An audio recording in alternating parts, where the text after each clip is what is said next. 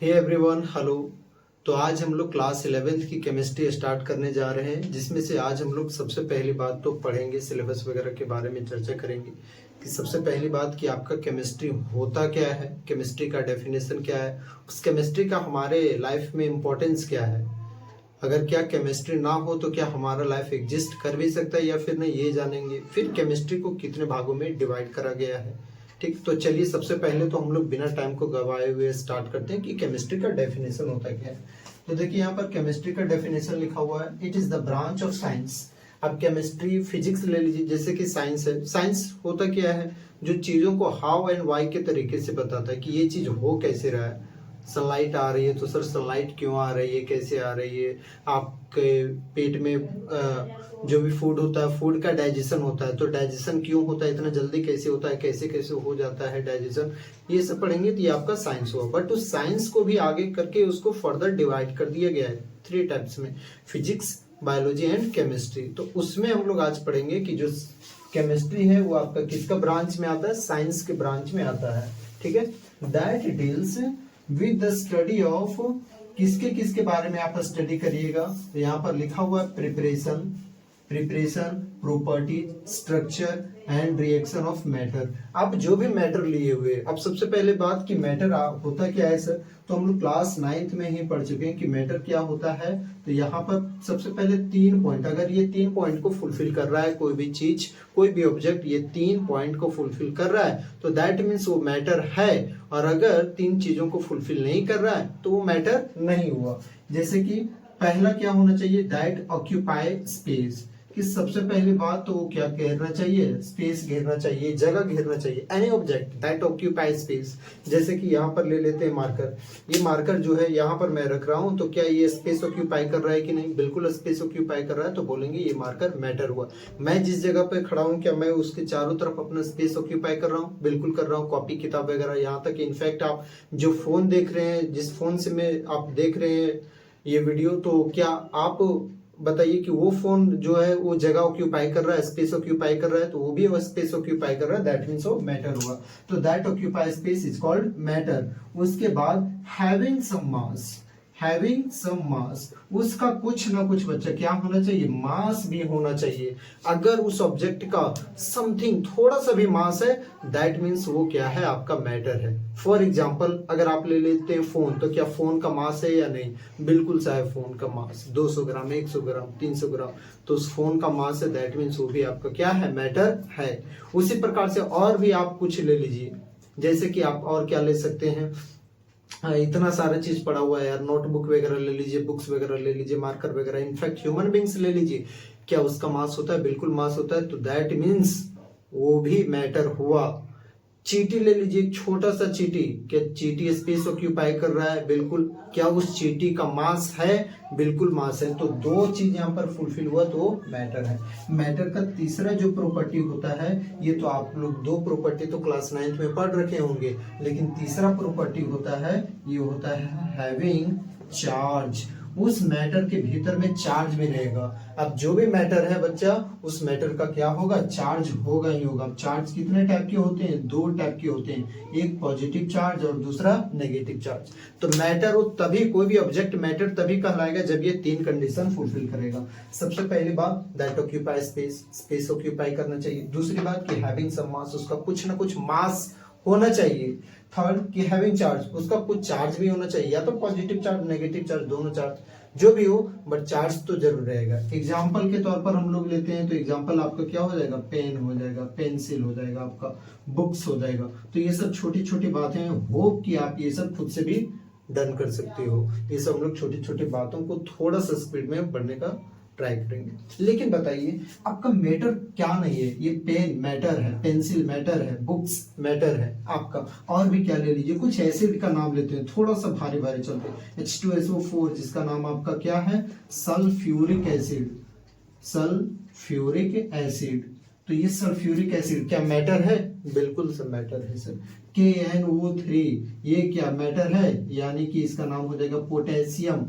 K stands for potassium and NO3 stands for nitrate। तो क्या potassium nitrate matter है, हाँ सर मैटर है।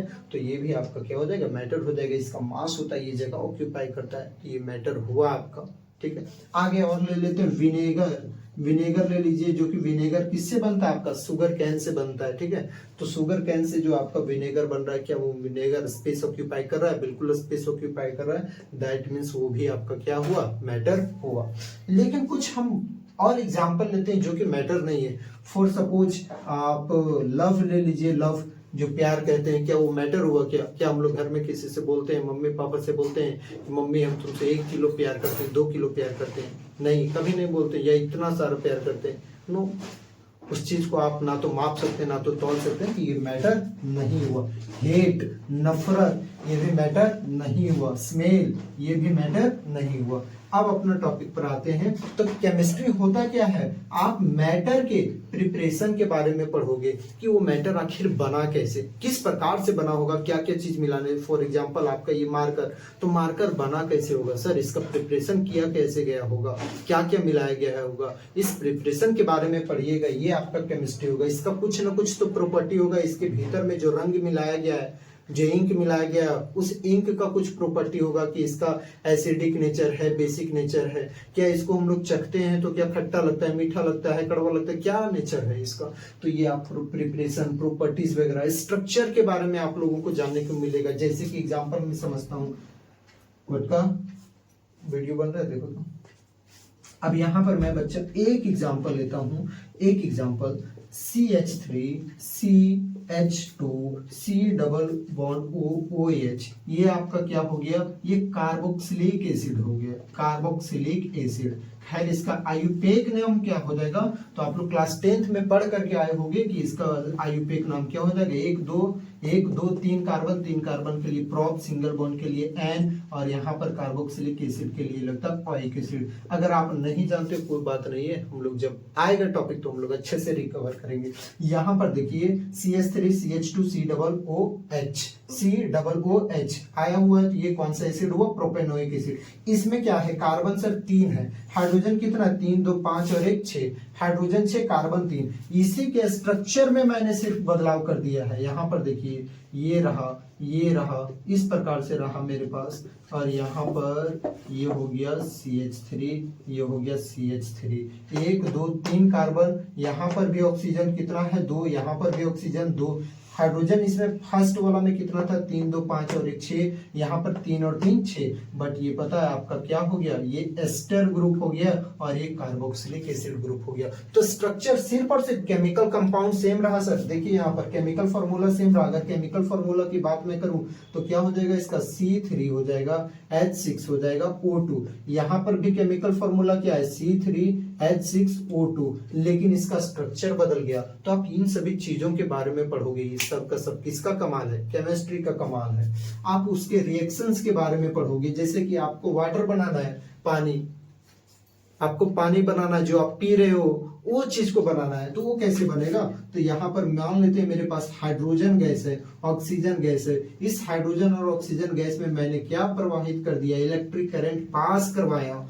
हाइड्रोजन और ऑक्सीजन गैस में मेरे पास दो चीजें थी, एक तो हाइड्रोजन गैस, दूसरा ऑक्सीजन। हाइड्रोजन और ऑक्सीजन गैस में मैंने क्या पास करवा दिया, electric current. When electric current is passed in hydrogen and oxygen gas, तो आपका क्या बनता है, H2O। तो यहाँ पर जो रिएक्शन हुआ, किस प्रकार से ये रिएक्शन परफॉर्म हुआ। अब मान लेते हैं कि H2O है, पानी है, जिसमें से पानी में आपका क्या क्या है, ऑक्सीजन के साथ में 2 हाइड्रोजन एटम बॉन्डेड है, ठीक है। ऑक्सीजन के साथ में 2 हाइड्रोजन एटम बॉन्डेड है। तो यहाँ पर अगर H2O को हमको फिर से यहाँ से जल से हमको वाटर से क्या चाहिए, हाइड्रोजन गैस चाहिए और ऑक्सीजन गैस, तो इसको फिर से हमको अलग करना है, मतलब हाइड्रोजन और ऑक्सीजन गैस में, तो फिर से इलेक्ट्रिक करंट पास करवाना होगा। अब सर इलेक्ट्रिक करंट पास करवाए तो क्या क्या हुआ, जो कि ये वाटर टूट गया, क्योंकि पानी था। सबसे पहले सपोज करते हैं कि आइस था, आइस का भी केमिकल फॉर्मूला H2O ही होता है। उस आइस को आप हीट किए हो तो उसका भी केमिकल फॉर्मूला H2O यानी कि वाटर बनेगा, तो उसका भी केमिकल फॉर्मूला H2O ही होगा।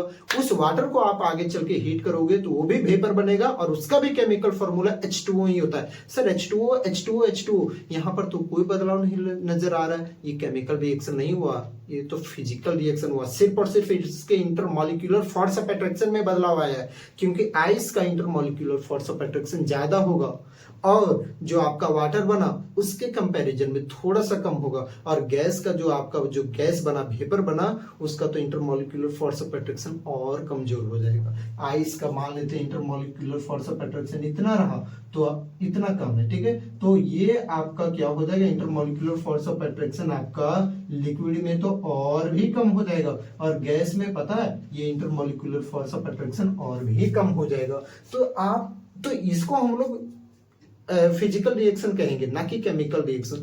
तो आप केमिकल रिएक्शन के बारे में जो पढ़ोगे, उसके केमिकल रिएक्शन कैसे होते हैं, उसके स्ट्रक्चर कैसे होते हैं, उसके प्रॉपर्टीज क्या होते हैं, वो मैटर कैसे प्रिपेयर होता है, इन सभी चीजों के बारे में पढ़ोगे। ये आपका क्या कहलाएगा, केमिस्ट्री। आप दवा खा रहे हो, वो दवा बन कैसे रहा है, कुछ आप बीमार हो गए, कभी कैलपोल, पैरासीटामोल वगैरह आप जो भी खा रहे हो, ठीक है, तो अलग अलग प्रकार का, डिफरेंट प्रकार का आप ड्रग्स का मतलब ये वो वाला ड्रग्स नहीं है, ये ड्रग्स मैं बोल रहा हूँ कि जो कि आप तबीयत वगैरह खराब होता है तो हम लोग जो लेते हैं, तो ये जो ड्रग्स वगैरह आप ले रहे हो, ये बना कैसे सर, इसका प्रिपरेशन क्या हो, इसका प्रॉपर्टीज क्या है, कब कहाँ पर क्या यूज करना है, सबका सब केमिस्ट्री में आ जाएगा। ये सब बहुत सारे गर्ल्स जो है वो क्या करती है, कॉस्मेटिक्स का यूज करती है, क्या जो भी रहता होगा वो अपना पाउडर वगैरह, तो वो सब जो पाउडर वगैरह बन रहा है, कैसे बन रहा है, फेयर लवली बन रहा है, तो ये कैसे बन रहा है, सबका सब केमिस्ट्री का कमाल है। अब जरा सा सोच करके देखिए, पाउडर ना हो क्या होगा लड़की लोगों का, फेयर लवली ना हो क्या होगा लड़की लोगों का, कॉस्मेटिक्स है ही नहीं, खत्म हो जाएगा कहानी वो सबका। फिर तो रात में भी देख करके, दिन में भी आदमी को देख करके डर लगने लगेगा। दूसरी बात कि यहाँ पर ड्रग्स यानी कि दवा वगैरह ना हो तो फिर क्या दुनिया चल पाएगी क्या, इंसान तो ऐसे ही मर जाएगा, वहां तक पहुंचेगा ही नहीं अपना डेडलाइन तक। ये सारा का सारा कमाल किसका है, केमिस्ट्री का कमाल है। पॉलीमर वगैरह बन रहे हैं, ठीक है, यानी कि पॉलीथीन वगैरह जिसको हम लोग कहते हैं, पॉलीथीन हो गया, पीवीसी पॉलीविनाइल क्लोराइड हो गया, ये सब आपके पॉलीमर्स के पार्ट हुए, तो पॉलीमर बन रहे हैं, इसमें भी किसका कमाल है, केमिस्ट्री का। इनफैक्ट अभी आज के टाइम में हमारा एग्रीकल्चर इतना ज्यादा बढ़ चुका है, पेस्टिसाइड डालते हैं, हर्बिसाइड, इंसेक्टिसाइड्स वगैरह डालते हैं, अगर केमिस्ट्री ना हो तो फिर यहाँ से हम लोग यूज कैसे करेंगे। तो केमिस्ट्री का हमारे लाइफ में बहुत बड़ा योगदान है। होप कि आपको ये डेफिनेशन समझ में आ रखा होगा कि केमिस्ट्री क्या होता है, साइंस का ब्रांच होता है that deals with the study of, किसके किसके बारे में आप स्टडी करते हैं, मैटर के प्रिपरेशन, वो मैटर कैसे बना, उस मैटर का प्रॉपर्टीज क्या है, उस मैटर का स्ट्रक्चर और उसका रिएक्शन क्या है, ये सभी हम लोग पढ़ेंगे। तो ये आपका क्या हो जाएगा, केमिस्ट्री। यहाँ पर मैंने बताया कि मैटर होने के लिए 3 चीज चाहिए, क्या क्या चाहिए, सबसे पहले बात तो स्पेस ऑक्यूपाई करना चाहिए, दूसरा कि उसका मास, कुछ ना कुछ मास होना चाहिए, भाई 1 मिलीग्राम ही क्यों ना हो बट उसका मास होना चाहिए, मास नहीं है दैट मीन्स वो मैटर नहीं है, और उसका चार्ज भी होना चाहिए, या तो पॉजिटिव या तो नेगेटिव, दोनों चार्ज जो भी रहेंगे। आप लोग जानते होंगे पॉजिटिव नेगेटिव के बीच में फोर्स ऑफ अट्रैक्शन काम करता है, और सेम चार्ज के बीच में फोर्स ऑफ रिपल्सन काम करता है, पॉजिटिव पॉजिटिव या नेगेटिव नेगेटिव हो तो रिपल्सन फोर्स काम करता है। ये सब छोटी छोटी बातें हैं। अब यहाँ पर इसका एग्जाम्पल क्या हुआ, पेन पेंसिल बुक्स वगैरह, ये सब आपका क्या एग्जाम्पल हो गया मैटर का। थोड़ा सा और हम लोग बढ़े तो सल्फ्यूरिक एसिड मैटर का एग्जाम्पल हो गया, पोटेशियम नाइट्रेट मैटर का एग्जांपल हो गया, विनेगर वगैरह ये सब मैटर के एग्जांपल हो गए, कॉस्मेटिक, ड्रग्स वगैरह, और डाइज जिसको आप लोग डाइज है वो, यानी कि कलर, जो भी आप अलग अलग प्रकार का कलर देख रहे हो चीजों में, तो ये सब का सब किसका कमाल है, डाइस का कमाल है। ये सब के सब मैटर हुए, लेकिन लव, हेट, स्मेल वगैरह क्या ये सब मैटर है क्या, ऑनेस्टी वगैरह मैटर नहीं है, क्योंकि इन सब चीजों को ना तो आप माप सकते हो ना तो तौल सकते हो, जिसे मापा या तोला ना जा सके वो मैटर है ही नहीं। अब यहाँ पर देखते हैं हम लोग स्ट्रक्चर के बारे में। तो मैंने बताया कि एक स्ट्रक्चर थोड़ा सा भी गड़बड़ हो गया ना तो पूरा काया कलर हो जाता है, मतलब हर चीज बदल करके रख देगा। यहाँ पर मैंने 3 कार्बन लिया, यहाँ भी मैंने 3 कार्बन लिया, सिर्फ ऑक्सीजन एटम के साथ छेड़छाड़ कर दिया, बस ऑक्सीजन एटम के साथ छेड़छाड़ कर दिया। पहला वाला में बन गया कार्बोक्सिलिक एसिड ग्रुप और दूसरा वाला में आपका बन गया एस्टर ग्रुप। तो ये स्ट्रक्चर पर भी बहुत डिपेंड करता है। तो केमिस्ट्री कोई आसान सब्जेक्ट है नहीं, बट अगर आप समझ लो कि आसान सब्जेक्ट एकदम से है तो एकदम आपके लिए बिल्कुल ही आसान बन जाएगा। I will try to keep you learning. मैं कोशिश करूंगा कि आपको अच्छे से समझा पाऊं। आप इसको जल्दी से स्क्रीनशॉट ले लीजिए।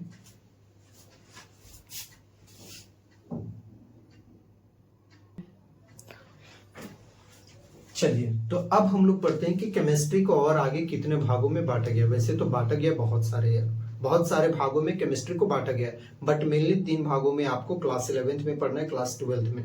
इनफैक्ट आपको लैब में भी मेनली 3 टाइप्स ही पढ़ना है, जितने भी आएंगे ये 3 टाइप्स के अंदर ही आएंगे, बट बांटा गया है तो बहुत सारे भागों में, लेकिन मेनली 3 टाइप। कौन कौन से हुए? तो पहला तो हुआ आपका ऑर्गेनिक केमिस्ट्री, दूसरा इनऑर्गेनिक और तीसरा फिजिकल केमिस्ट्री। केमिस्ट्री को कितने भागों में बांटा गया है भाई? 3 भागों में। कौन कौन सा भाई? तो पहला फिजिकल केमिस्ट्री, दूसरा ऑर्गेनिक केमिस्ट्री, तीसरा इनऑर्गेनिक। ओके, अब यहाँ पर देखिए सबसे पहली बात कि केमिस्ट्री को पता है प्राचीन कोई केमिस्ट्री ऐसा नहीं है कि अबर अबर बना हुआ सब्जेक्ट है, ये बहुत ही प्राचीन समय से चलते आ रहा है। इनफैक्ट हमारे ऋग्वेद में जो हमारा हिंदू स्क्रिप्चर्स है और टेक्सचर है, उसमें ऋग्वेद में आपका मेंशन है केमिस्ट्री चीजों के बारे में, आपको उपनिषद वगैरह में सारा कुछ में केमिस्ट्री के बारे में एकदम पूरा बढ़िया से मेंशन है। अभी जैसे कि मैं आप लोगों को समझाता हूँ कि सर और किस में मेंशन हुआ है, तो ऋग्वेद वगैरह में पूरा बढ़िया से मिल जाएगा। फॉर एग्जाम्पल अगर हम लोग देखते हैं तो एंशियंट इंडिया मतलब प्राचीन भारत के समय में केमिस्ट्री को आपको रसायन तंत्र के नाम से, रास तंत्र, रास विद्या के नाम से जाना जाता था। रास विद्या, रास तंत्र हो गया, रसायन शास्त्र वगैरह के नाम से जाना जाता था हमारे केमिस्ट्री को। ठीक है, ऋग्वेद में आपका मेंशन है कि आपका कॉटन वगैरह, लेदर वगैरह बनता कैसे, ये हमारे ऋग्वेद में मेंशन है अच्छे से कि केमिस्ट्रिकल फॉर्म में कैसे बनते हैं। In fact one of the most prestigious scientist जो है, प्रेस्टिजियस साइंटिस्ट इंडिया के थे, उनका नाम था नागार्जुना। वो नागार्जुना मेटलर्जी वगैरह के बारे में बता चुके हैं, जो कि अभी हम लोग एक्सट्रैक्शन ऑफ गोल्ड, कॉपर वगैरह एक्सट्रैक्ट करते हैं ओर से। तो ये सारे के सारे चीजों को नागार्जुना जो साइंटिस्ट थे वो पहले ही बता चुके हैं। तो ये केमिस्ट्री कोई 1-2 दिन का खेल नहीं है, ये सालों से चलता हुआ आ रहा है और डेवलप ही है। ठीक है, याद रखिएगा। चलिए अब हम लोग अपने टॉपिक पर वापस से आते हैं कि केमिस्ट्री को कितने भागों में बांटा गया है? 3 भागों में बांटा गया है। कौन कौन सा? Organic chemistry, inorganic chemistry and तीसरा है आपका फिजिकल केमिस्ट्री। अब सर ऑर्गेनिक केमिस्ट्री क्या होता है? तो आप पीरियोडिक टेबल ले लो भाई। तो पीरियोडिक टेबल में आपकी टोटल कितने एलिमेंट्स है? 118 एलिमेंट्स है टोटल। टोटल कितने एलिमेंट्स है अभी तक मॉडर्न पीरियोडिक टेबल में? 118 एलिमेंट है।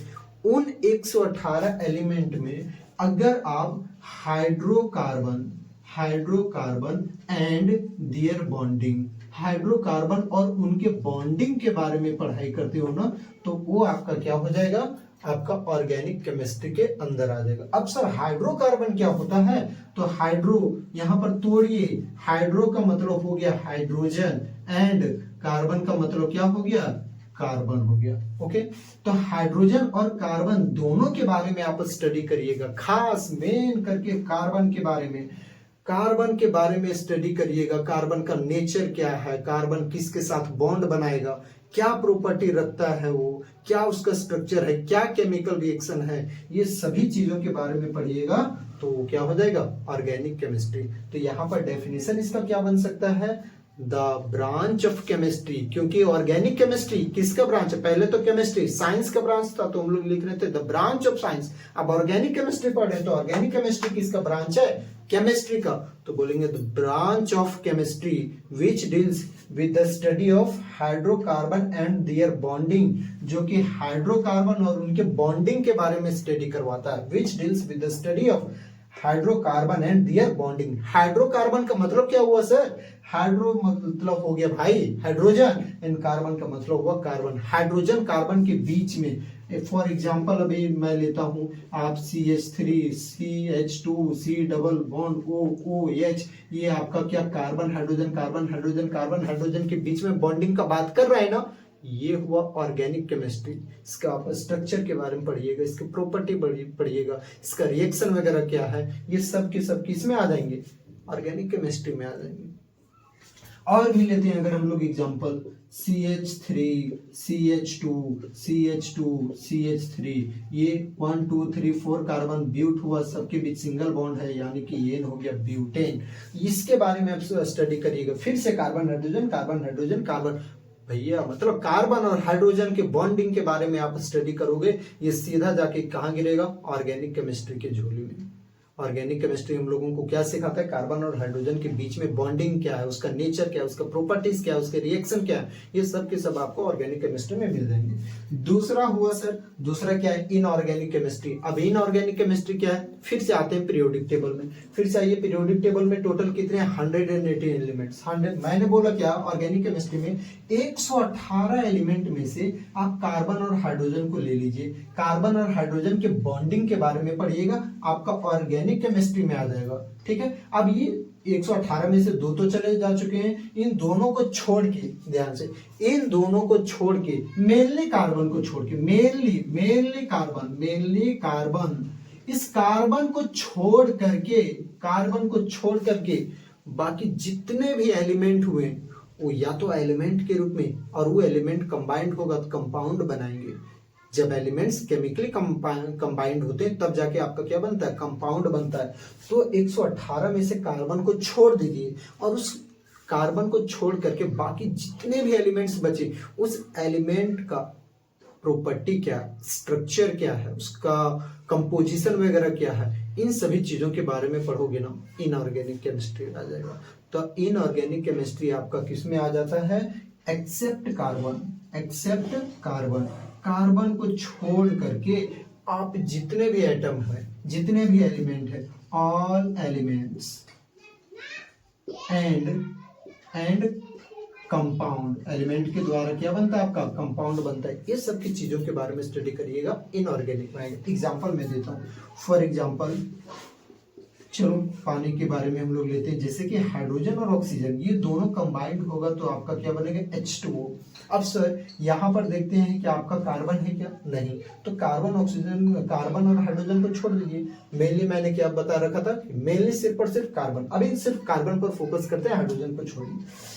तो यहाँ पर कार्बन नहीं मौजूद है, यहाँ पर हाइड्रोजन और ऑक्सीजन है, ये दोनों मिलाकर के आपका क्या बनाया हुआ है, H2O। कब, जब इलेक्ट्रिक करंट पास किया गया तब इलेक्ट्रोलिसिस करवाया गया था। ये हाइड्रोजन और ऑक्सीजन दोनों मिलकर के H2O। अब इस H2O के बारे में आप पढ़िएगा, इसका स्ट्रक्चर क्या है, इसका कंपोजिशन क्या है, ठीक है, इसका प्रॉपर्टी क्या है, इसका रिएक्शन क्या है, ठीक, इन सभी चीजों के बारे में पढ़ रहे हो, ये आपका किस में चला जाएगा, इनऑर्गेनिक केमिस्ट्री में चला जाएगा। तो इनऑर्गेनिक केमिस्ट्री किसके बारे में डील करता है, which deals all the elements in compound except carbon element and carbon compound. Carbon के एलिमेंट को छोड़ करके या तो कार्बन के कंपाउंड को छोड़ करके बाकी जिसके बारे में स्टडी करो सबका सब किस में आ जाएगा, आपका all comes in inorganic chemistry, सब इनऑर्गेनिक केमिस्ट्री में आ जाएंगे।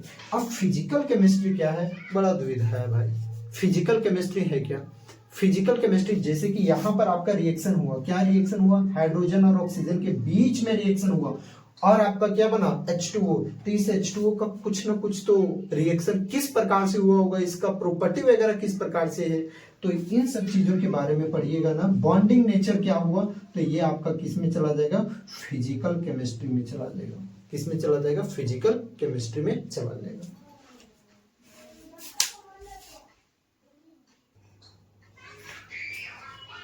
चलिए, अब मैंने आप लोगों को समझा दिया हुआ है, बस डेफिनेशन समझाने का देरी है, उसके बाद आप लिख सकते हो। सबसे पहले अगर आप चाहो तो स्क्रीनशॉट लेकर के लिख सकते हो। चलिए, होप कि आपका स्क्रीनशॉट हो गया होगा। अब हम लोग डेफिनेशन को समझने का प्रयास करते हैं। ऑर्गेनिक केमिस्ट्री क्या होता है, which deals with the study of carbon and it's bonding, जो कि आपका किसके बारे में स्टडी करवाता है, किसके बारे में आप पढ़ते हो, कार्बन के बारे में और उसके बॉन्डिंग के बारे में कि क्या बॉन्डिंग है, क्या बॉन्डिंग का नेचर है, किस प्रकार का बॉन्ड बन रहा है, इलेक्ट्रोवैलेंट बन रहा है, आपका आयनिक बॉन्ड बन रहा है, किस प्रकार का बॉन्ड बन रहा है। तो ये सब आपका किस में चला जाएगा, ऑर्गेनिक केमिस्ट्री में चला जाएगा। यहाँ पर आते हैं इनऑर्गेनिक केमिस्ट्री। इनऑर्गेनिक केमिस्ट्री में आपका क्या जाता है, तो विच deals with the study of all types of elements, जितने भी टाइप के एलिमेंट है एंड देयर कंपाउंड्स, और उससे जो भी कंपाउंड बनते हैं, सो एक्सेप्ट कार्बन, कार्बन को छोड़ करके जितने भी एलिमेंट है और उनके जितने भी कंपाउंड है वो आपका किस में चला जाएगा, इनऑर्गेनिक केमिस्ट्री में। फिजिकल केमिस्ट्री क्या होता है, which deals with the study of law, principle, property of matter. Matter के आप किसके बारे में पढ़ते हैं, स्टडी ऑफ लॉ, उसका उस मैटर का लॉ क्या है, आपका प्रिंसिपल क्या है, उसका प्रॉपर्टीज वगैरह क्या है। जैसे कि एग्जांपल में यहाँ पर मैं इसको और भी डिटेल में समझा दे रहा हूँ। आप सब होप ये सब सपोज करिए कि ये आपका क्या हो गया, एटम हो गया, और हम लोग जानते हैं कि एटम के न्यूक्लियस में आपका एटम के न्यूक्लियस में क्या क्या होता है, प्रोटॉन और न्यूट्रॉन होते हैं, और सेल में ऑर्बिट में कौन घूम रहे होते हैं, एटम के ऑर्बिट में कौन घूम रहे होते हैं, इलेक्ट्रॉन घूम रहे होते हैं, और न्यूक्लियस में कौन रहता है आपका, प्रोटॉन और न्यूट्रॉन रहता है। तो ये जो इलेक्ट्रॉन घूम रहा है ना, ये अब ये देखिए यहाँ पर इलेक्ट्रॉन के ऊपर में नेगेटिव चार्ज है, प्रोटॉन के ऊपर में पॉजिटिव चार्ज है, इन दोनों के बीच में फोर्स ऑफ अट्रैक्शन लग रहा होगा। हाँ सर लग रहा होगा, इसके बारे में पढ़िएगा, फिजिकल केमिस्ट्री में चला जाएगा। आपका इलेक्ट्रॉन जो घूम रहा है उस इलेक्ट्रॉन का कुछ ना कुछ तो वेलोसिटी होगा, कुछ ना कुछ तो स्पीड होगा। सर ये क्या स्पीड है, क्या वेलोसिटी वगैरह है, इसके बारे में पढ़िएगा तो आपका किस में चला जाएगा, फिजिकल केमिस्ट्री में चला जाएगा। आज हम लोग स्टार्ट करेंगे, या तो अभी तो अगर मैं टाइम देख लूंगा कि कितना सा टाइम हो गया है, फिर उसके बाद स्टार्ट करेंगे लेक्चर नंबर 2 से कि आपको क्या क्या पढ़ना है इस चैप्टर में। तो हम लोग चलिए, आप यहाँ तक लिख लीजिए।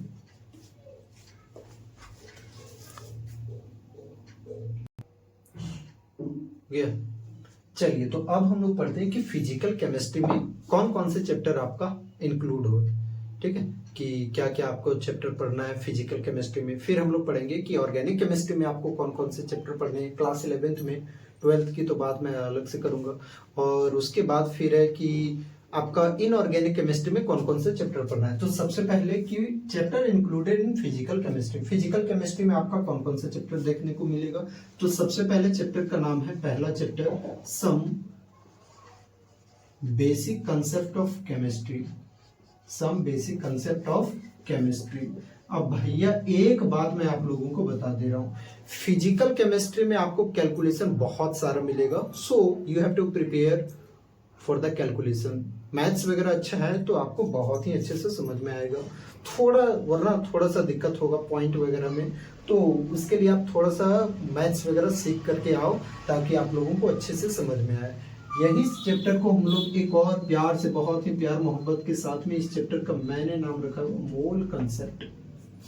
या तो आप इतना लंबा चैप्टर का नाम बोलो, या तो फिर 2 वर्ड में नाम ले दो, मोल कंसेप्ट। इस चैप्टर में सिर्फ और सिर्फ मोल कंसेप्ट के अलावा कुछ नहीं है, और सीधा हम लोग ज्यादातर फॉलो करेंगे एनसीईआरटी को लेकर के हम लोग चलने का प्रयास करेंगे। तो सबसे पहले चैप्टर आपका फिजिकल केमिस्ट्री में क्या था, some basic concept of chemistry, या तो इसी का दूसरा नाम क्या है, मोल कंसेप्ट। मोल क्या है, मोल वगैरह के बारे में हम स्टडी करें। सेकेंड जो चैप्टर है आपका, वो याद रखिएगा, structure of atom, structure of atom. ये चैप्टर आप स्ट्रक्चर ऑफ एटम जो है आप क्लास 9th में भी पढ़े होंगे कि एटम का स्ट्रक्चर क्या है, यानी कि एटम के भीतर में जो आपका इलेक्ट्रॉन है, प्रोटॉन है, न्यूट्रॉन है, भैया ये कैसे बने, कैसे ये सब किस प्रकार से आया, ये सब हम लोगों को कैसे पता चला कि एटम आखिर एग्जिस्ट कैसे करता है, एटम आखिर है क्या, इलेक्ट्रॉन क्या है, प्रोटॉन क्या है, न्यूट्रॉन क्या है, ये सब तीनों के ऊपर में चार्ज वगैरह डेवलप कैसे, ये सब चीजों के बारे में हम लोग पूरा डिटेल्स में पढ़ेंगे। कौन से चैप्टर में, स्ट्रक्चर ऑफ एटम के बारे में।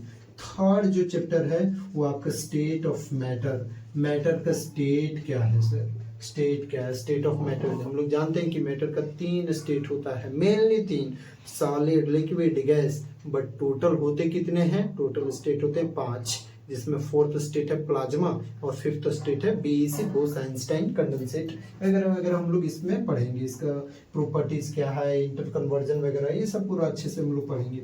उसके बाद आपका थर्मोडायनेमिक्स आता है, थर्मोडायनेमिक्स। ये थर्मोडायनेमिक्स भी आपका किस में आ जाएगा, फिजिकल केमिस्ट्री में आ जाएगा। थर्मोडायनेमिक्स भी बहुत बहुत बहुत ज्यादा इंपॉर्टेंट चैप्टर है, ये वीवीआई, मोस्ट वीवीआई चैप्टर है। उसके बाद एक और आता है आपका इक्विलिब्रियम। ये 5 चैप्टर आपको पढ़ना है, किसमें, फिजिकल केमिस्ट्री में। कौन कौन से चैप्टर पढ़ने हैं आपको, some basic concept of chemistry, या तो इसी का दूसरा नाम क्या है, मोल कंसेप्ट। सेकेंड चैप्टर का नाम क्या है, स्ट्रक्चर ऑफ एटम, एटम का स्ट्रक्चर क्या होता है, एटम वगैरह के बारे में हम लोग स्टडी करेंगे इसका। और थर्ड जो है स्टेट ऑफ मैटर, मैटर के स्टेट के बारे में स्टडी करेंगे। 4th नंबर पर है आपका थर्मोडायनेमिक्स, और 5th नंबर पर है आपका इक्विलिब्रियम। आप इसको जल्दी से लिख लो, रेडी, ओके। तो चलिए अब हम लोग पढ़ते हैं कि chapter included in inorganic chemistry. अब इनऑर्गेनिक केमिस्ट्री में हमारा कौन कौन सा चैप्टर आता है। तो सबसे पहले आपका क्या हो गया, classification of elements, classification of elements and periodicity in properties है। तो ये मोस्ट VBI चैप्टर है। एक और लिखता हूं मैं, इतना ज्यादा VBI। अगर कोई स्टूडेंट्स, अगर कोई भी भाई बंधु चाहते हो कि मेरा सर केमिस्ट्री बहुत ज्यादा मजबूत हो जाए, वेरी स्ट्रांग केमिस्ट्री को आप बहुत ज्यादा मजबूत करना चाहते हो, एक चैप्टर पढ़ो, ये पूरा तन मन धन से पढ़िए। ज्यादा धन लगाने की जरूरत नहीं है, बट तन और मन से अच्छे से पढ़िए, चैप्टर आपका कवर हो जाएगा। चैप्टर का नाम क्या? Classification of elements and periodicity in properties.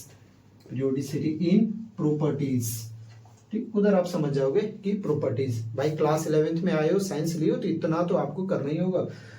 तो क्लासिफिकेशन ऑफ एलिमेंट्स, एलिमेंट्स का क्लासिफाई, जैसे कि यहाँ पर हम लोग देखते हैं, आप लोग ग्रुप्स वगैरह 9th में 10th में पढ़ करके आए होंगे कि आपका जो मॉडर्न पीरियोडिक टेबल है उसको दो भागों में बांटा गया, एक ग्रुप और दूसरा पीरियड में। पीरियड टोटल 7 होते हैं, ग्रुप टोटल 18 होते हैं। उन चीजों को एक साथ सजाया गया है। आप जब स्कूल लाइफ में थे और प्रेयर वगैरह में लगते थे, तो क्या जैसे पढ़ते ऐसे तो नहीं लग जाते थे, एक हाइट के अनुसार लगते थे। पहले छोटा आगे होगा, फिर बड़ा पीछे, फिर बड़ा पीछे, फिर बड़ा पीछे, लास्ट में सबसे लंबू जी, इस तरह करके होता था।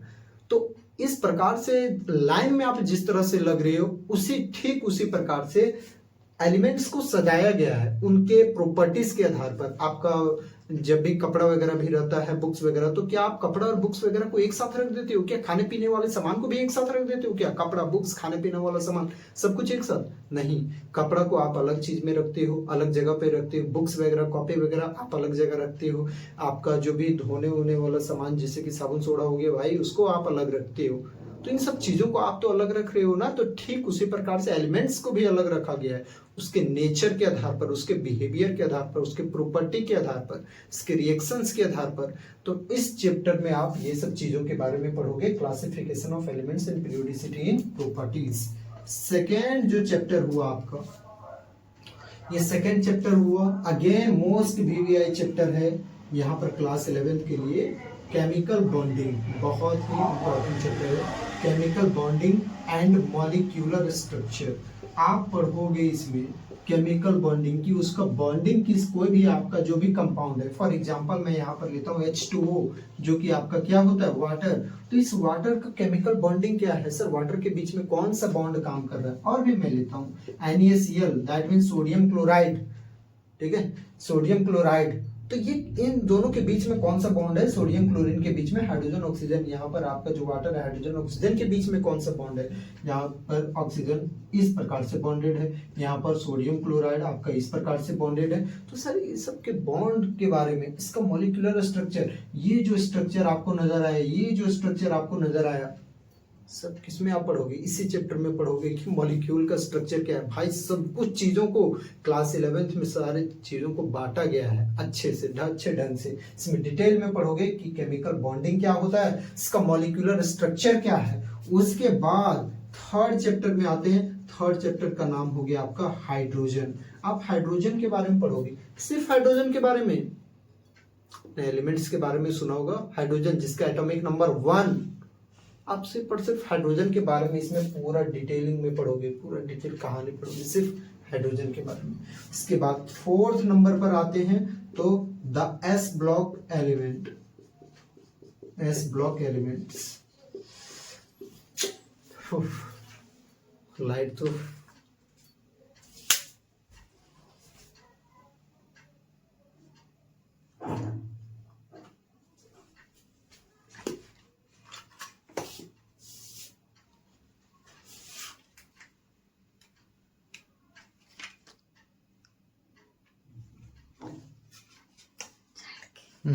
ओके, चलिए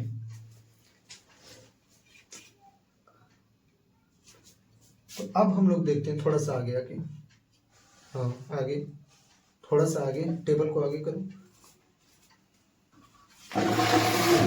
अब हम लोग देखते हैं एस ब्लॉक एलिमेंट्स के बारे में पढ़ेंगे। जैसे कि आपका जो पीरियोडिक टेबल, उसमें block total 4, S block, P block, D block and F block.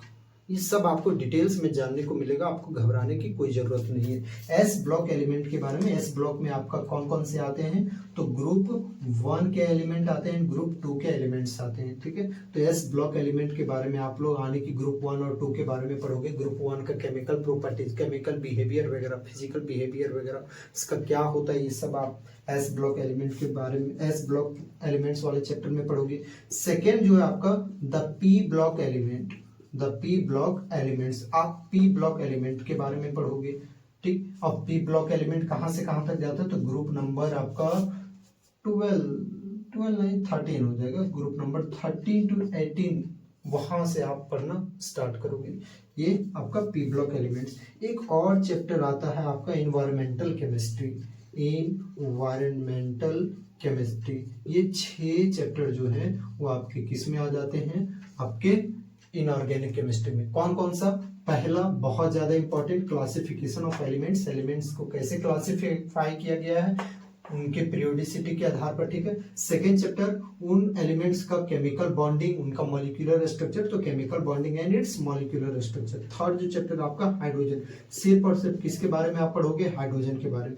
Fourth chapter है the S block elements. Fifth chapter का नाम है द पी ब्लॉक एलिमेंट्स और सिक्स्थ चैप्टर का नाम है इन्वायरमेंटल केमिस्ट्री। फिजिकल केमिस्ट्री में आपको मैं भूल गया था बताने के लिए, एक और चैप्टर आता है, उस चैप्टर का नाम है रेडॉक्स रिएक्शन। अब याद करिए क्लास 10th में आप लोग सिर्फ रेडॉक्स रिएक्शन एक टॉपिक पढ़े थे, छोटा सा टॉपिक रेडॉक्स रिएक्शन की, जिसमें आपका ऑक्सीजन का वृद्धि होता है, हाइड्रोजन का कमी होता है, ठीक है। यानी कि जो ऑक्सीजन का नंबर में वो इंक्रीमेंट देखने को मिलता है, हाइड्रोजन के नंबर में डिक्रीमेंट देखने को मिलता है, बस। जिसमें मतलब ऑक्सीडेशन रिडक्शन दोनों टेक्स प्लेस होते हैं। The chemical reaction that have oxidation and reduction so takes place in same chemical, वो एक ही केमिकल रिएक्शन में आपका ऑक्सीडेशन भी होता है और रिडक्शन भी होता है। ये आप सिर्फ एक टॉपिक में पढ़े थे, क्लास 11th में आपको एक चैप्टर ही पढ़ना है, समझ रहे हो कि क्या गहराई होता है, सो रेडॉक्स रिएक्शन हो गया, ठीक। अब हम लोग फिर से ऑर्गेनिक केमिस्ट्री में देखते हैं कि कौन कौन से चैप्टर पढ़ना है। आप इसको स्क्रीनशॉट ले लीजिए।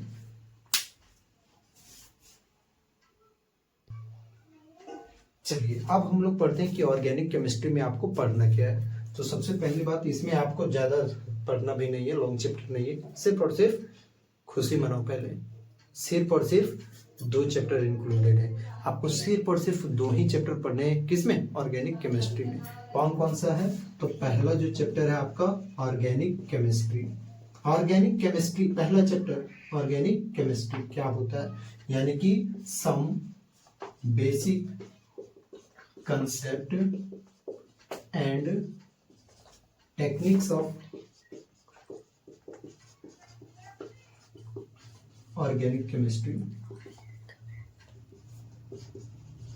आप क्या पढ़ोगे, organic chemistry, some basic concept and techniques of organic chemistry. Organic chemistry का कुछ बेसिक कंसेप्ट वगैरह, जैसे कि नॉमेनक्लेचर वगैरह हम लोग पढ़ने को देखने को मिलेगा, ठीक है, आईयूपीएक ने।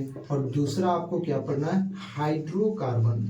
अब याद करिए भाई, ऑर्गेनिक केमिस्ट्री था तो हम लोग बोले थे कि हाइड्रोकार्बन वगैरह के बारे में पढ़ेंगे, हाइड्रोजन कार्बन के बीच में क्या बॉन्डिंग है, किस प्रकार का बॉन्डिंग नेचर है। ये 2 ही चैप्टर आपको पढ़ना है, एक तो ऑर्गेनिक केमिस्ट्री और दूसरा आपका हाइड्रोकार्बन। ये दोनों चैप्टर आपको किस में देखने को मिलेगा, ऑर्गेनिक केमिस्ट्री में। अब हम लोग कल से हम लोग स्टार्ट करेंगे physical chemistry. Physical chemistry start करने का कोशिश करेंगे, ओके। और फिजिकल केमिस्ट्री में आपका जो फर्स्ट चैप्टर है, जिस चैप्टर का नाम है some basic concept of chemistry, some basic concept of chemistry, यानी कि इसी का मैंने दूसरा नाम लिखवाया था मोल कंसेप्ट। ये चैप्टर को हम लोग स्टार्ट करने जा रहे हैं, वो भी कल के दिन में। होप आपको इतना समझ में आया होगा। आज तो सिर्फ केमिस्ट्री क्या है, केमिस्ट्री को कितने भागों में बांटा गया, 3 भागों में, 3 भागों में। फिर उसके बाद क्लास 11th में आपको क्या क्या पढ़ना है, जैसे कि ऑर्गेनिक केमिस्ट्री में क्या पढ़ना है, इनऑर्गेनिक केमिस्ट्री में क्या पढ़ना है, फिजिकल केमिस्ट्री में क्या पढ़ना है, ये सब जाने कल से हम लोग चैप्टर स्टार्ट करेंगे। अब जैसे कि थोड़ा सा मैं यहाँ पर लास्ट में बता दे रहा हूँ, importance of chemistry. Sir importance of chemistry मैंने लिखवाया नहीं बट आपको बताया जरूर है। इम्पोर्टेंस ऑफ केमिस्ट्री क्या, अगर भाई केमिस्ट्री नहीं रहेगा तो लड़की लोगों का क्या होगा, हाल एकदम बेहाल हो जाएगा। आई एम सॉरी बट हाल क्या हो जाएगा, बेहाल हो जाएगा। क्योंकि वो जो कॉस्मेटिक्स वगैरह होते हैं ना, वो कॉस्मेटिक्स ये सब के सब किस में आते हैं, केमिस्ट्री में आते हैं। ऑल टाइप्स, लाइट आ गया, ऑल टाइप्स जितने भी केमिस्ट्री होते हैं वो सब के सब किस में आते हैं भाई, कॉस्मेटिक्स। कॉस्मेटिक्स जो भी बनता है आपका, केमिस्ट्री के बिना कॉस्मेटिक्स बन ही नहीं सकता है बच्चा। दूसरा आपका हो गया ड्रग्स। ड्रग्स या तो इसी का आप लोग नाम ले लीजिए, चलिए भाई बोलिएगा सर आप कुछ ज्यादा ही हो रहा है। मेडिसिन, मेडिसिन में, मेडिसिन लाइन में जो आप दवा खा रहे हो, टैबलेट वगैरह, सिरप वगैरह ले रहे हो, इंजेक्शन वगैरह ले रहे हो, सब किसका कमाल है, केमिस्ट्री का कमाल है। अगर वो नहीं रहेगा तो हमारे लाइफ में इसका कोई भी इंपॉर्टेंस, बहुत समझ सकते हो आप। तीसरा आपका डाइज। डाइज क्या हो गया आपका, कलर्स वगैरह में। अच्छा थोड़ा सा मेडिसिन में और चर्चा कर लेते हैं कि आपका HIV वाला एड्स जो होता है उसके ट्रीटमेंट में सर जो दवा वगैरह बन रहा है, सोच रहे हो इतना हाई लेवल का, ठीक। आपका और भी कैंसर थेरेपी वगैरह हो गया। कैंसर थेरेपी में आपका कौन सा दवा, AZT, ठीक है, ये आपका काम देता है। टैक्सोल ये आपका काम देता है, ठीक है। और आपका क्या हो गया, सिस्प्लेटिन, AZT, ये तो आपका AZT मैंने बताया, ये HIV में काम देता है, HIV ट्रीटमेंट में। AZT HIV treatment.